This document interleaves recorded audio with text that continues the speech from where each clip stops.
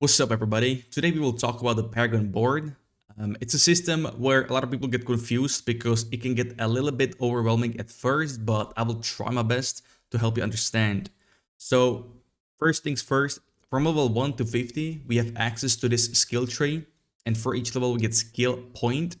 And as you can see here on the screenshot, we can get extra points from so called Renown. Renown is a collectible for each act, each zone in Diablo 4. This screenshot is from the beta. We had access to the first act, Fractured Peaks, and if you completed certain dungeon side quests, waypoints, get some points for the renown, we can get 2 extra skill points, as you can see. This goes for every board. We can get, every renown. We can get up to 10 skill points, I believe, from all the zones. And from level 50 to 100, which is the maximum level, we will have access or unlock this Paragon board. For each level, we'll get 4 points to this board. And each of these boards contain a glyph socket. Now, this is the starting point for every class. And these rare glyphs are endgame. And later on, we can also level these glyphs through endgame content, nightmare dungeons. At the end of the dungeon, I believe there will be a monolith where you can just put this socket in or a glyph in and we can level it up. For gold, who knows? That's just a rough guess. But I would just forget about these at first at the beginning because we won't have access to these sockets, I'm pretty sure. We will only have, or glyphs rather, we will only have access to blue glyphs, which are a magic like this color, and they are much weaker. So if you put, for example, in the rare glyph, you can see this red outline. This is how far the glyph reaches to. And magic glyph, aka the blue one, the basic one I would say, is gonna reach much smaller circles, so it wouldn't really affect a lot of the nodes, if you will. So for example, here we got a glyph, not really that great for Barbarian, but this is just an example. So for every 5 strength purchased within the range, which is the red outline, you get some extra bonus like damage increase. So we would be looking for these nodes with 5 strength, and we would want to get the maximum amount in this board so we can get the most bonus. Keep in mind, this is also leveled up to level 20, so the bonus will be much higher. But what I recommend people when it comes to Paragon boards, I would first focus on these rare nodes, and then you could even go for the other side. Since we get, 4 points for each level, you could pick a magic node, extra bonus, why not? But this is just an example to quickly go over in to unlock another board. I also have builds mainly for Barbarian since it's my main on my channel on Twitch. So you guys can check out my channel, the builds I'll be rocking for my Barbarian. I also released a leveling build in my previous video. Will be right up top over there. So this one was from the server clan. But anyways, if you are going for the next or like the first real board, because the boards after this will have a legendary node. So at first, I recommend people to go after these nodes because this will give you the most value, the most bonus, since we don't have or won't most likely have access to these glyphs. And if so, even level 1 glyphs, or the rare ones, the yellow ones, aren't that great. They don't really give you that much.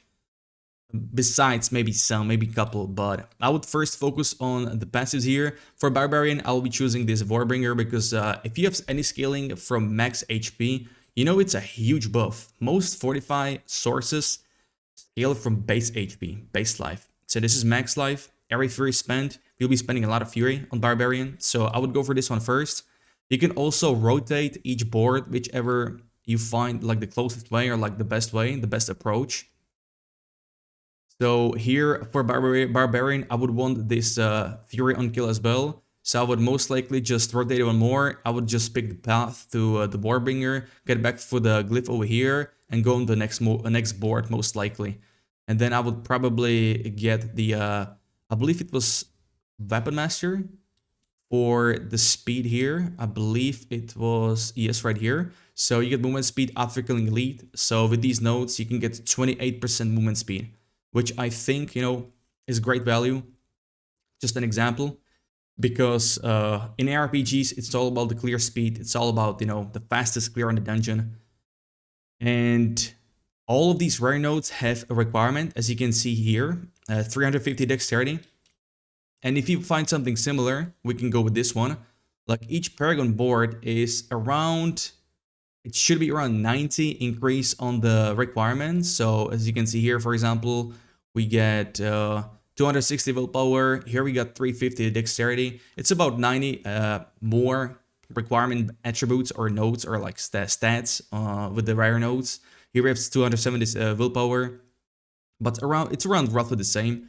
We got 250 dexterity here, 350. So as you can see here, this is like a 100 increase.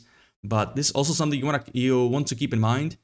And it's a advice to go with, or later on especially, once we have access to the glyphs and we don't really have to go for these legendary nodes because we will have more bonus to these glyphs. You would want to focus on your secondary stat rare nodes. So meaning, for example, willpower is a secondary stat for Barbarian. Main stat is strength, then it will be dexterity for the crit chance, and then maybe willpower, because I believe this was resource generation. So if you were to put this board as your 5th Paragon board, for example, the requirement would be more than double of this, so it's something like 600. And you don't really want to waste those affix slots on items just to get willpower. That's a wasted in my opinion. We'll see, but I would say that's a wasted perk, because you could get anything, any other offensive perk which would give you more value.